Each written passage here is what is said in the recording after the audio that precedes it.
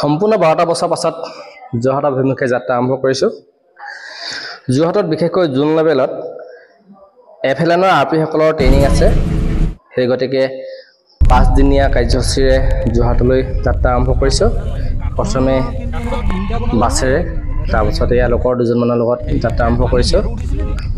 ইয়াত দেখিছে এম্বুলেঞ্চ এনেধৰণে পৰি ৰৈছে আৰু আমি লাহে লাহে যাত্ৰা আৰম্ভ কৰিলোঁ।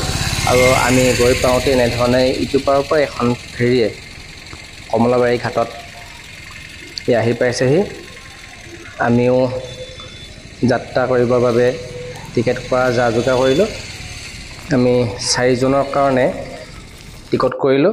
4 জনৰ কাৰণে 30 টকাকৈ 120 টকা দি আমি 4 জনৰ বাবে টিকেট কৰিলোঁ।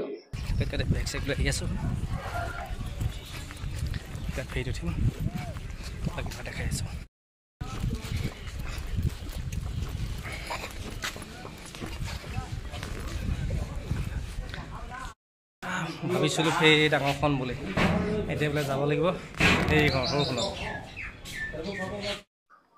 আমিও যাত্ৰাৰ বাবে সাজু হ'লোঁ। এনেধৰণে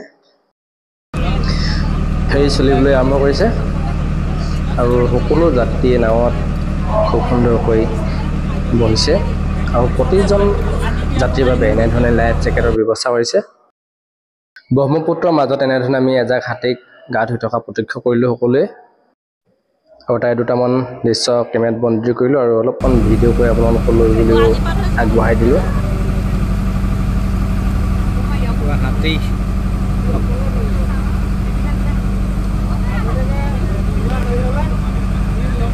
আছে, এগালমান হাতী আছে, এইফালে কেইটামান আছে, এটা আছে আৰু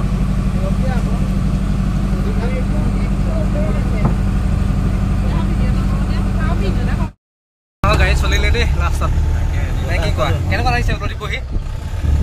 মই পিনে জেগা ওলাব লাগিছিলে।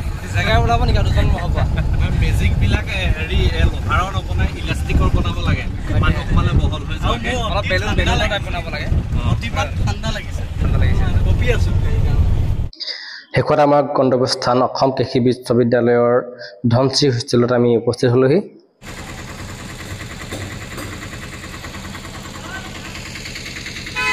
ফাইনেলি আহি আমি ধনশ্ৰী হোষ্টেল পাই গ'লোহি। এয়া ধনশ্ৰী হোষ্টেল। এতিয়া 6 দিন ৰাতি আমি ইয়াতে কটাম। ৰুমৰ ভিতৰখনো দেখাম আপোনালোকক।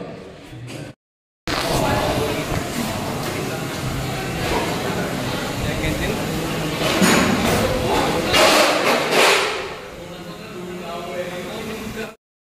আৰু দিনটোৰ শেষত সেয়া আমি এতিয়া ভাত খাব লাগিব।